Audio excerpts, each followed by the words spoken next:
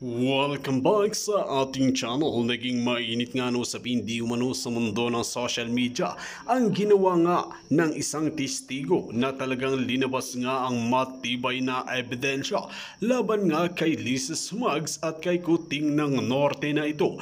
Dito nga natin mapapatunayan mga kaibigan na talagang unti-unti nang lumulutang ang mga testigo at mga ebidensya na magpapatunay nga sa mga kabalbalan na ginagawa nga ni Lisa Smugs at ni Kuting ng Norte na ito sa loob mismo ng Malacanang. Makikita natin na naging tutangan nila itong si Tamba para naman siya ang nasa frontline ng pagiging kurap. Dahil kung pag-aaralan natin mga kaibigan at titignan natin at bubusisihin nga natin ang kanilang linuklok sa matataas na opisyales ay may bahid ng mga kurap. Kung hindi nila kamag-anak ay talagang kurap nga na dakila ang kanilang linagay para hindi na nga sila magka-problema. Ngunit talagang nagbaliktad nga at bumaliktad nga talaga ang isang tauhan at talagang ilinabas nga ang mga testigo sa mga kalukuhan na ginagawa ni Lisa Smugs at ni Kuting ng Norte na ito sa bansang Pilipinas. Dito nga natin mapapansin mga kaibigan na talagang hindi nga talaga gustong paglingkuran ni Kuting ng Norte ang bansa natin dahil paghihiganti lang pala ang kanyang ginagawa at talagang pangangangkap ng pera ng kaban ng bayan ang kanyang aasikasuhin at wala nang iba. Kaya naman maraming dismayado, magkakaroon na kaya talaga ng malawakang kudita. Well mga kaibigan, para nga sa karagdagang impormasyon, panoorin nga natin ang buong video. At kung bago ka pa lamang sa akin channel, huwag kalimutan i-click ang subscribe button at notification bell para lagi kang updated sa ating mga bagong video. At para sa sulit viewers natin dyan, maraming salamat sa walang sawang pagsuporta. Pagtitestigo kasi ifinali natin yung muntik na si Kuting. Alright? Muntikan na talaga siya. Kaya naman, later is, isasalang natin ng bonggang-bongga. Let's talk about this exciting part, yung pagtitestigo ni Attorney Glenn Chong. Okay? Although kanina sa coffee shop ay pinag-usapan na namin ito at sinabi niya sa inyo the reason why kaya siya nasa Amerika. Actually kami talaga ang ang tandem sa mga eksenang kaganapan. So sa lahat na nakaka-follow sa amin, kay Attorney Glenn, saka sa akin, ito yung laban namin. Actually, una talagang laban to ni Attorney Glenn Chong at ni Kuting ng Norte. Laban din to ni Kuting ng Norte patungkol nga dito sa Smartmatic. Dahil si Kuting mismo ang nagsabi na siya ay dinaya ng Smartmatic. Hindi ako ang nagsabi, kundi si Kuting mismo. Kahit balikan nyo sa mga vlogs, sa mga video niya, sinabi niya na Smartmatic ay nasa Pilipinas, si Marcos Jr. nasa Pilipinas, hindi para magbenta ng voting machine, kundi magbenta ng dayaan. Talagang nandiyan yan. And also si Attorney Glenn Chong, it's the same thing. Yun din ang laban. Kaya nga kami nagkasama-sama noon. And like nung CAM 2022 of March, before the 2022 election, ay nagkaroon nga ng affidavit, signed affidavit si Attorney Glenn Chong na final niya sa COMELEC, which is signed na siya ay may mga circumstantial evidence sa pakikipag-usap ni Lisa Smugs o pakikipagsabwatan sa Smartmatic. Okay, yan yung kwento. Siguro naman, masyado nyo nang na-master yung laban natin sa Smartmatic. Magkasama si Marcos Jr., si Glenn Chong, at ako ang kanilang backup, actually front dancer, okay? During that time, pero biglang nagbago ang ihip ng hangin kasi lingid sa ating kaalaman pala at nalaman ni Attorney Glenn Chong na nakipagsabwatan nga si Kuting. So, eto na. So, fast forward tayo. Saan ba nagsimula itong super exciting part ng ating laban na si Attorney Glenn Chong ay bigla na lamang napalipad ng Amerika at pamunta ng Houston, Texas, all expense paid. Okay? All expense paid. So, ito po ang chika boom boom. So, i-share ko lang to. Dito kasi nagsimula, So, di ba, wait a minute. Di ba si Andres Bautista ay finaila ng lawsuit dito sa US Court na kung saan na siya ay ayon dun sa kaso na siya ay tumanggap ng bribe money. Okay, 1 billion. At saka yun yung statement ng asawa niya, di ba, noong 2016. Okay, but we're not gonna talk, Andres Bautista, right now. I'll talk the exciting part kung paano ba namin na-reach, o paano kami nag-reach out sa One American News. For sure, umiikot na ang tumbong ng buwaka ng inang Lisa Smugs. At ni Kuting dahil nalalapit na. Maliban doon sa muntikan na siya, ito yung eksena na kailangan yung malaman. Para naman, syempre, you should know. So, nung September, mga palangga, i-share ko lang itong, pakishare nga, Sheng. Ayan. I-share ko lang yung article na yan. Alright? Basahin natin. That was dated September of this year. Okay?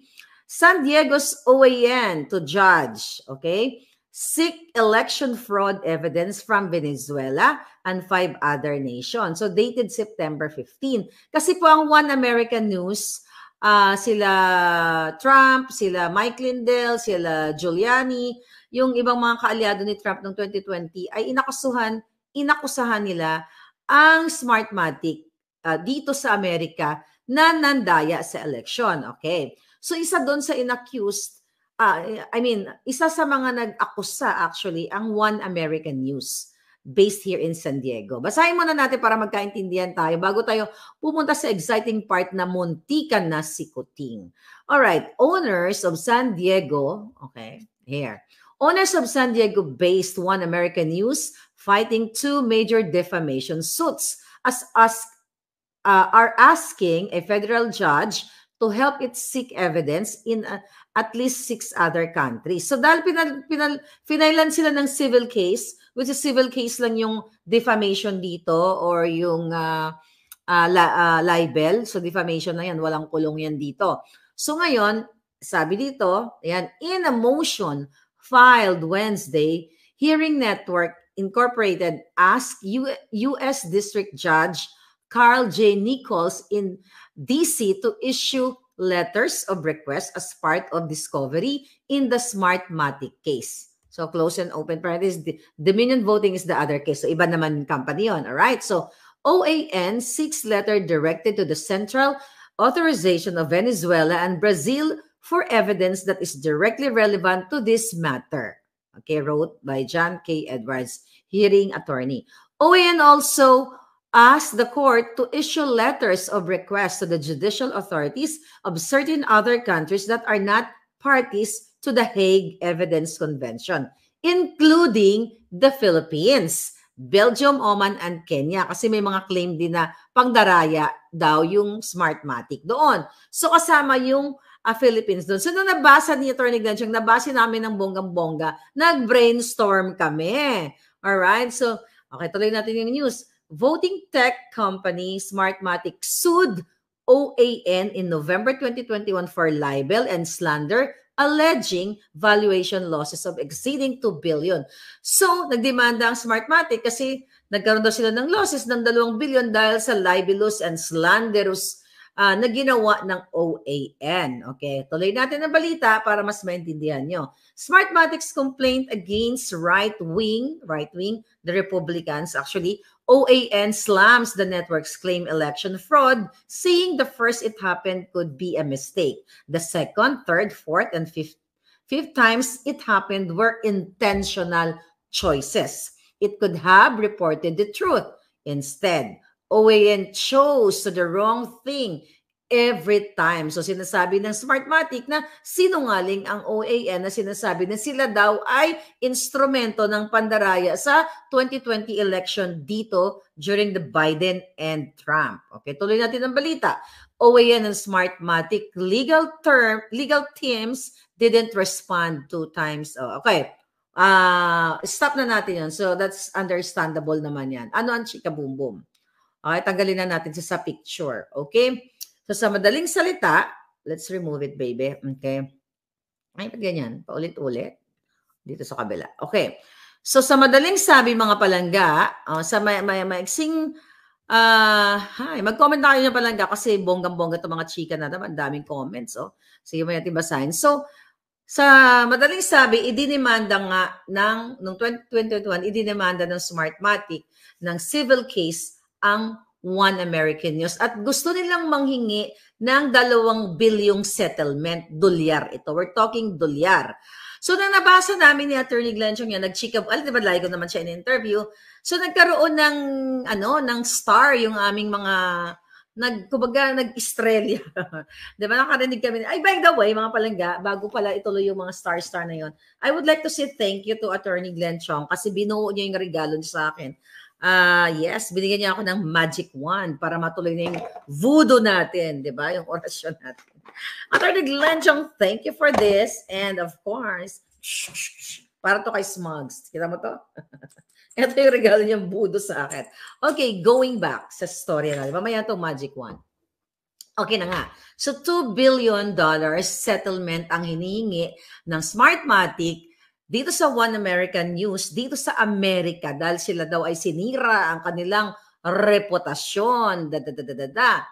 And humihingi, ngayon, ang One American News, gusto niyang labanan. Okay, siyempre, di ba? Kailangan bonggang-bonggang patunayan mo na you're telling the truth. So, hanggang sa humingi na nga sila ng permiso na sila ay payagan na makakuha ng witness or ebidensya dun sa mga bansang nabanggit. So, nung nabasa nga namin ni Attorney Glenn Chong, nag-isip kami nag-estrella ang aming mga mata. Tingin-ning-ning-ning-ning, di ba? So, we reach out. Okay? So, nag-reach out kami. Actually, ang unang ni-reach out, ang unang nag-reach out, bago nag-desisyon, actually, bago nag-settle ang Fox News, sa Dominion naman kasi yung sa Fox News Dominion voting with 700-something million, nag-reach out ako sa Fox News. Alright, muna, I called them, kung sino-sino nakausap ko, pero yun, unfortunately, may mga sumagot, pero parang hindi seryoso. So, far out ang Fox News. Okay, that's fine. So, we did not stop. So, natuwa si Jean Alves sa regalo ni Attorney Glenn. So, hanggang sa dumating na itong September 15 na binanggit ang Pilipinas na kailangan nila ng witness sa Pilipinas. So, yun na nga. So, nag-reach out kami and swerte, sumagot sila. Kaya fast forward, ito yung excited kami na sobrang talagang nagdasal kami na I hope talagang marinig niya yung Harry Potter, ang wand ni Maharlika. Yes, this is Harry Potter. O, di ba? Ang ganda ng choice ni Attorney Glenn. So, we got it from the Universal Studios. Alright. Palakin ko ba yung betlog ni Kuting? No, hindi nalalaki yan. Hindi effect yung magic wand. Okay, so, yeah, this is so beautiful. So, mga palangga, at naganap na ang mga dapat maganap. At naging pina-forward actually ng mga group of lawyers ng One American News. Siguro narinig yun naman. Medyo mahina lang yung sound namin kaya sa coffee shop doon sa interview kay Attorney Glenn Chong. So, pina-forward yung mga dapat inihingi niya kung ito ba ay reliable ba to si Glenn Chong. Di ba? Ano ba pinagsasabi nito? Baka mamaya, butod-butod lang to o smuggler lang to, katulad ng taga-Malacanang, so mga ganon. So, binasa nila na binasa. So, nakasisi ako ng bonggang-bongga. So, natutukan ko talaga to ang mga eksenang kaganapan. So, hanggang sa finally, they decided, the One American News, na imbitahin si Attorney Glenn papuntang Jamaica. And bongga, all expense paid. Siyempre, sila ang may kailangan.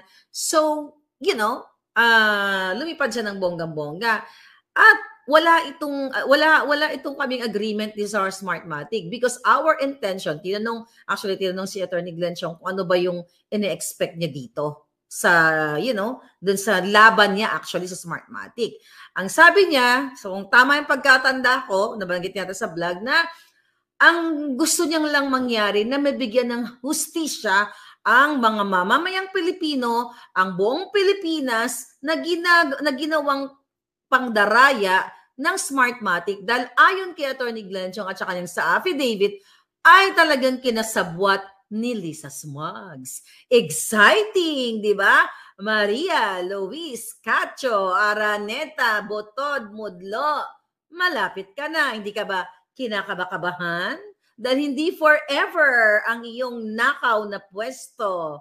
Okay, so fast forward, so inaral yon. So as inaral yung mga papel-papel, hanggang sa excited ako, sabi ko, Attorney Glenn, excited ako, pupunta ka na Jamaica, dahil nga sa laban na ito. Hindi man pupunta si Attorney Glenn Chong dito para, gagastos ng business class, para lang magchika-chika boom-boom? Of course not.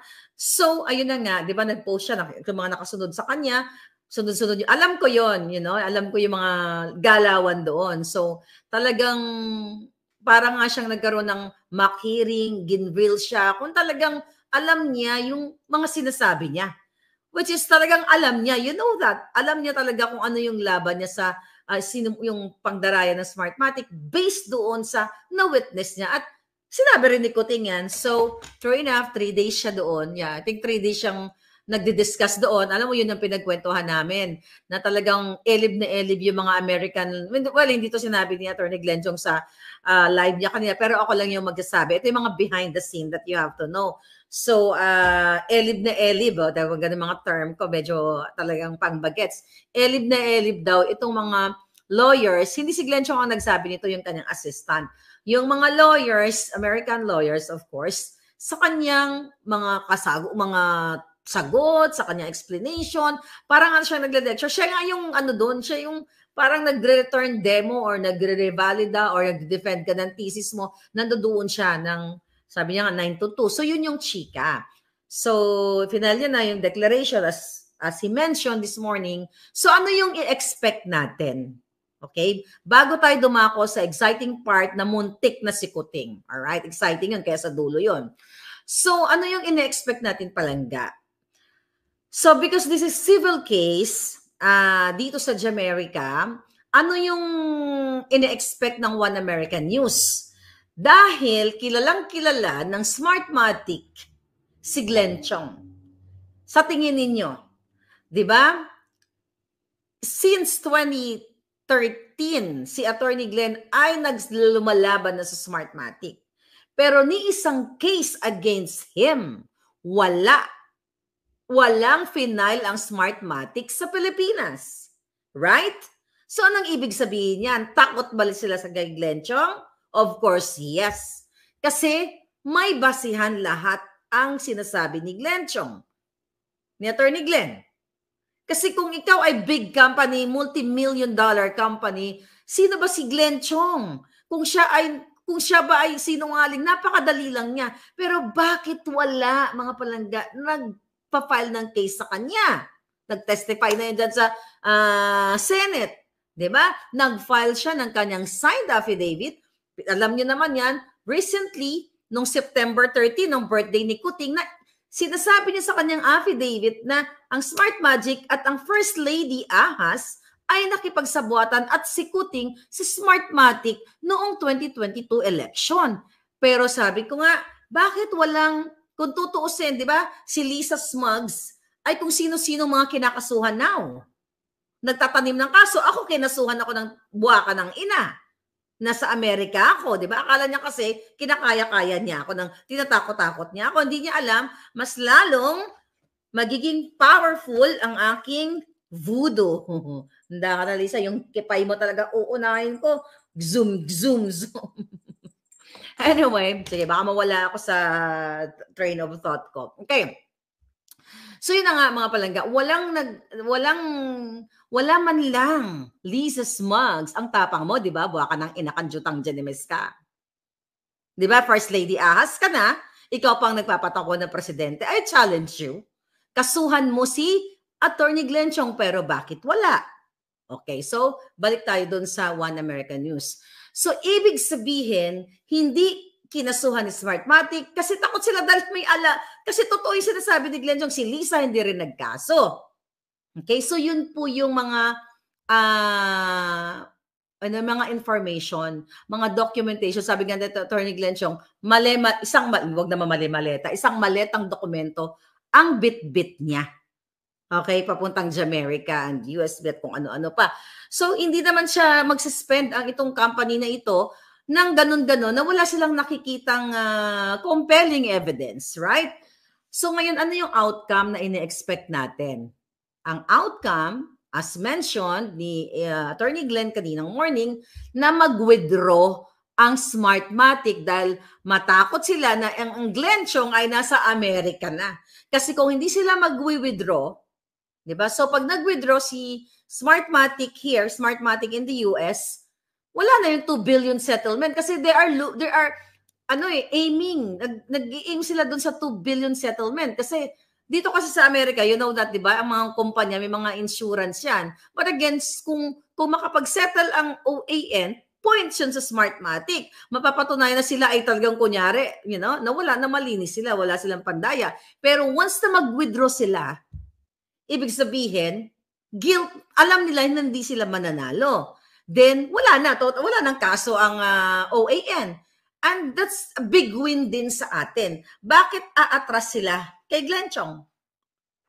Kasi kung hindi po mag-withdraw ang Smartmatic dito sa Amerika, ay matuloy-tuloy yung case at tatayo sa witness stand ang ating pinakapalanggang Attorney Glenn Chong. Right? So that is exciting part. Actually, gusto ko siyang tumayo sa witness stand para talagang makita ng buong mundo kung sino si Attorney Glenn Chong, kung sino itong mga kasabwat ng pandaraya ng Smartmatic based dun sa kanyang circumstantial evidence na ipinresent nga recently sa COMELEC. Okay ba? George Garcia, abangan mo ang second live namin ni Attorney Glenn Chong. Pero siya magkakwento niyan, hindi ako dahil niya yon, information niya yon. So inaano lang natin si George Garcia ng COMELEC at itong si Ahas. So si Arnold Tolorio, direct accusations na si Attorney Glenn Chong kay Liza Marcos, bakit hindi siya pinatawag ng mga magagaling na congressman? Exactly. Di ba? Bakit si Ka Eric at hanggang ngayon nag-hunger strike? Si Ka Eric at si Lorraine Badoy yung pinag-initan nila. Okay? Pupunta tayo doon. Dito muna tayo kay Attorney Glenn Chong. Ngayon, mga palangga. So, yun po yung mangyayari. So, pag nag-withdraw ang Smartmatic, panalo tayo. Nagbunga yung pinaglalaban natin. Kung hindi man sila mag-withdraw, di ba? Tignan natin yung bakbakan sa korte. Tignan natin kung paano i-defend ni Attorney Glenn Chong yung kanyang mga ebidensya. And just in case ngayon, naiisip ko yan actually, na once na mag-withdraw, ito yung mga scenario possibilities. Once na mag-withdraw si Smartmatic dito, ibig sabihin guilty siya. Then, kasi hindi lang si OAN ang mga kinasuhan niya, may iba-iba pang mga, sila Mike Lindell nga, sila Giuliani at marami pang iba. So, chain reaction yan. So, kaya we have to pray for Attorney Glenn Chong. Dahil lalong tumitindi po yung laban namin. We are unstoppable. Sabi ko nga kanina sa posong nag-uusap kami, lalaban namin. Tinayanan namin yung buhay namin dito palangga. Kaming dalawa, kayo nandyan kayo. Because of you, kaya lalong lumalakas kami. And this fight is not for what? Para sa amin? For our interest? Anong interest ko dito? Diba? Ang fight na ito para sa mamamayang Pilipino na hindi na sana manakaw ang inyong boto. So, eto po yun. Manalo, from the start, I never voted the Marcoses and Romualdez dahil mga amoy panis at bilim na isda, sabi ni Manolo, is never forget the history of these people. Kaya nga palangga. Okay, sabi ni then Scorpion, ma'am, what if Delaware courts invite you to be a resource for Okada? Tignan natin palangga. Hindi ko pa masasagot yan. Tignan natin. Okay? Bakit hindi? So, umiikot na tumbong ni Lisa Smugs ngayon.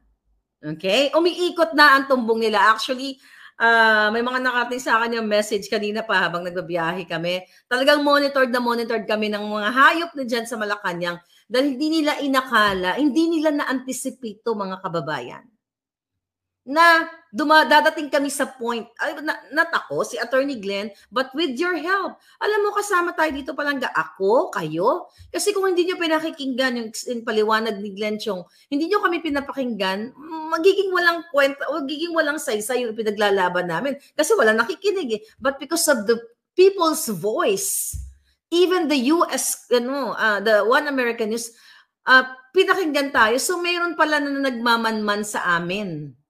Okay? Pinapakinggan nila yung mga interview, na automatic pinag-uusapan, may translator silang Filipino lawyer.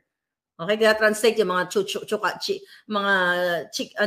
mga chika boom boom namin dito sa na to, sa vlog. So yun po. So that's really good news. Yung maidala lang ni Attorney Glenn Chong yung mga ebidensya niya. Alright, dito. Kaya napakalaking bagay ito. Kumbaga one step ahead na tayo. So I'm so happy, and sabi ko nga, pero syempre, hindi ganun po kadali ang laban. Buhay po ang tinataya namin dito. Kaya ngayon, lagi kong i-announce kung ano ang mangyari kay Attorney Glenn Chong at kay Maharlika. Wala pong ibang papatay sa amin.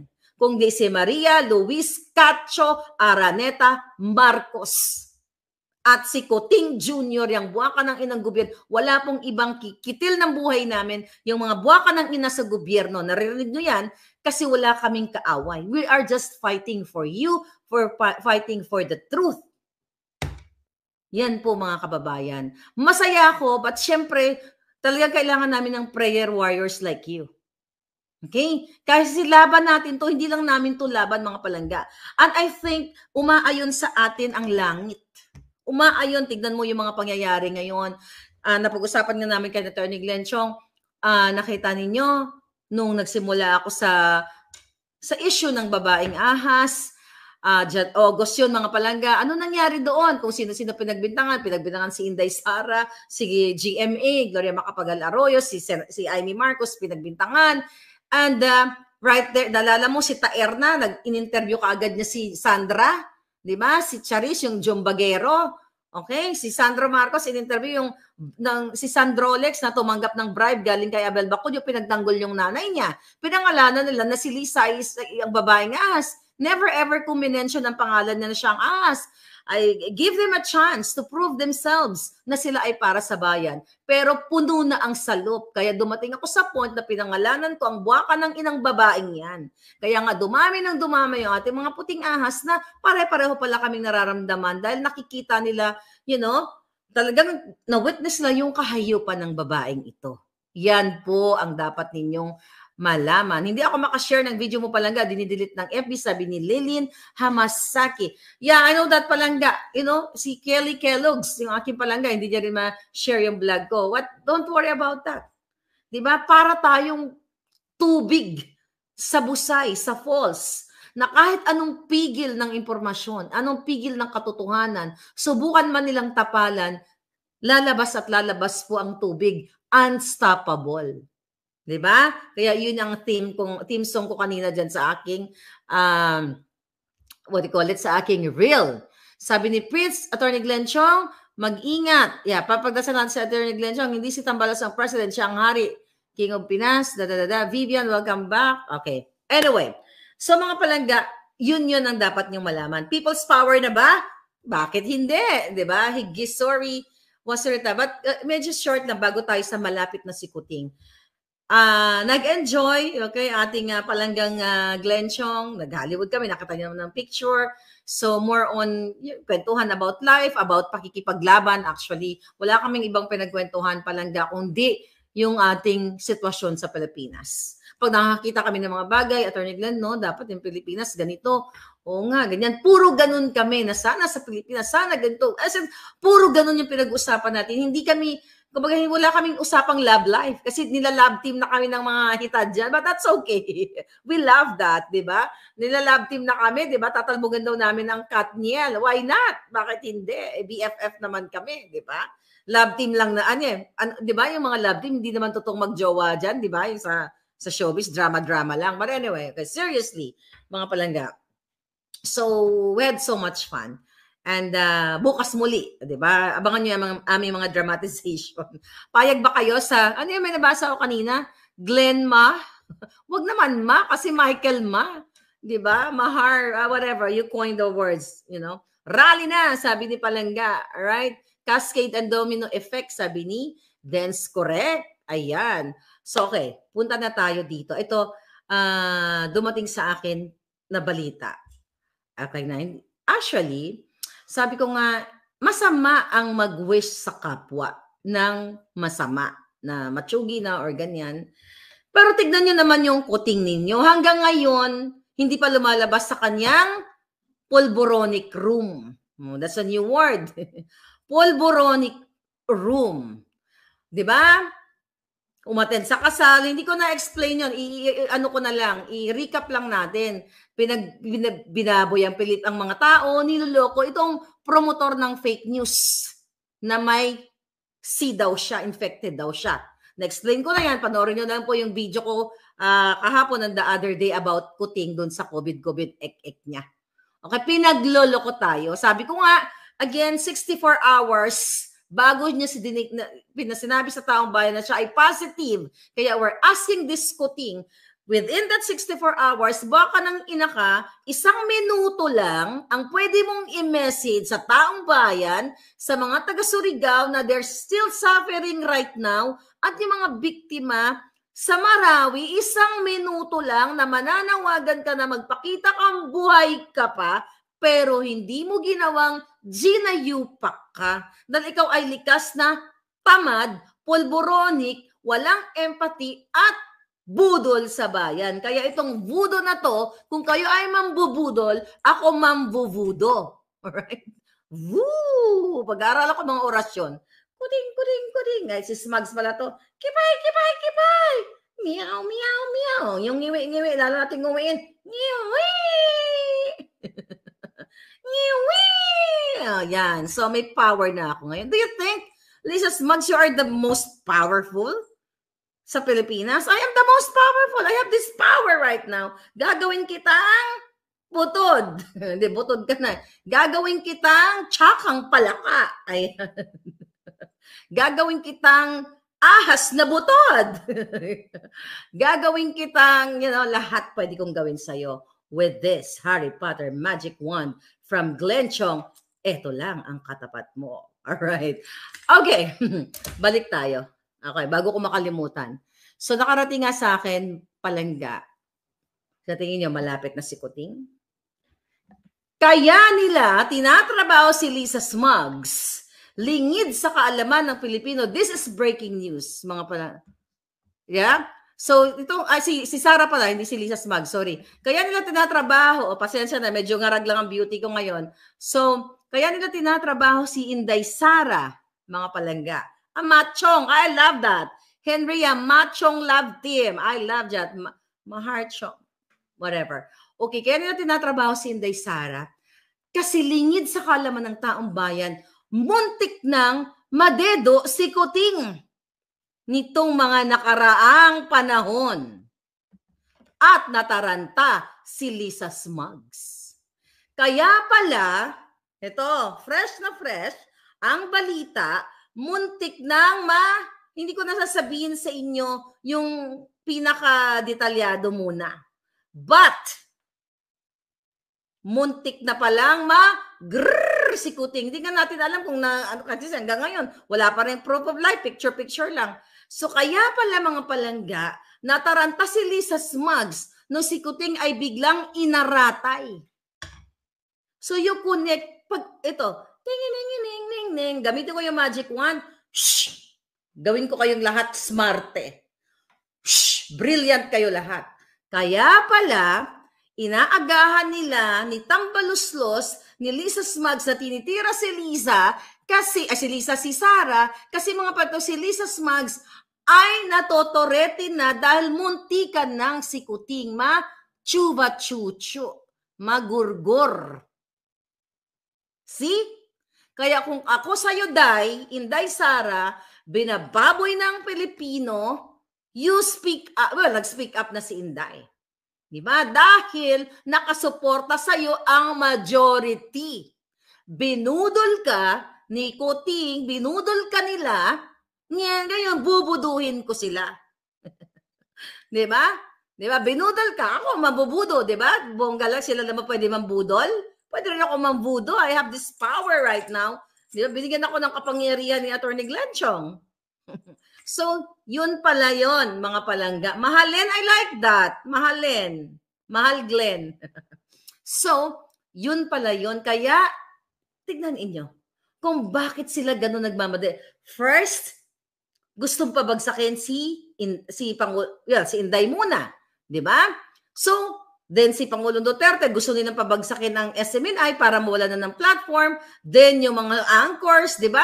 Na sinight in contempt nila hanggang ngayon nag-hunger strike si Ka Eric at saka si Doc Lorraine, di ba? Na itong mga buwakan ng inang kongreso na bayad na yung mukha nila, sinungal-ngalan na sila ng pera nang galing sa pera ng bayan ni Martin Tambalos. Tapos minamadali nilang ligwakin tayo mga palangga, pababain tayo ng bonggang-bongga kasi natataranta sila na baka any moment right now ay machuchugi na si Kuting dahil sa kanyang mga nararamdaman.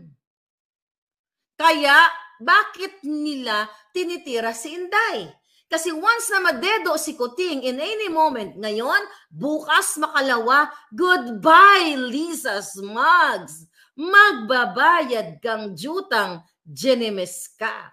Lahat ng mga pagnanakaw mo, pagpapanalo mo sa loto every other day, pagtatransport ninyo ni Lamel, ng nakaw na yaman, yun na lang pagpapanalo sa loto, mananagot kayong lahat. Kaya natatarantakan, ginayupa ka ng muntik ng matsugi ang polboronic mong jowaers. Diba? At ngayon, hindi pa rin natin alam kung buhay pa si Kuting. Ilang araw na lang yung kanyang ang kanyang quarantine. 'Di ba? Tapos the heck, 'di ba? The nerve, the kipay na mag-ano kayong itong mga presidential communications, nagkakaraban-karaban kayo para aware ang mga taong bayan tungkol sa fake news. Tangjinan nyo, 'di ba? I-test nyo ng live, via satellite si Kuting kung talagang ay positibo siya. Sinungaling kayo.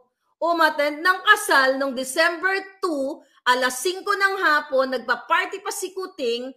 December 2 pa rin, 10:37, nagkaroon ng lindol sa Surigao at daang-daang libo pa rin ang biktima na displaced families. Pero anong ginawa ni Kuting? Ni isang minutong words or ramay to assure the Filipino people, to assure the victims, nada. Wala.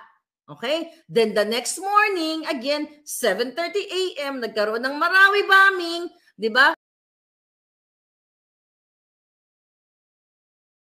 Dito nga natin makikita mga kaibigan ang katapangan nga ni Madam Maharlika na talagang kaya niya ngang itaya ang kanyang buhay para lamang isiwalat ang katotohanan at kung ano nga ba talaga ang nangyayari sa loob mismo ng Malacanang. Dito natin makikita na kahit anong pagbabantangan ni Kuting at ni Lisa's Mugs na ito sa kanyang buhay ay hindi nga pa rin ito natitinag dahil gusto niya talagang isiwalat ang mga kabulukan ng mga pulpolitiko na ito na ganib sa kapangyarihan na talagang sobra-sobra na ang ginagawa nila sa bansang Pilipinas. Kung kayo ang tatanungin mga kaibigan, ano ang inyong mga opinion, just comment below sa ating comment section at ating pag-uusapan.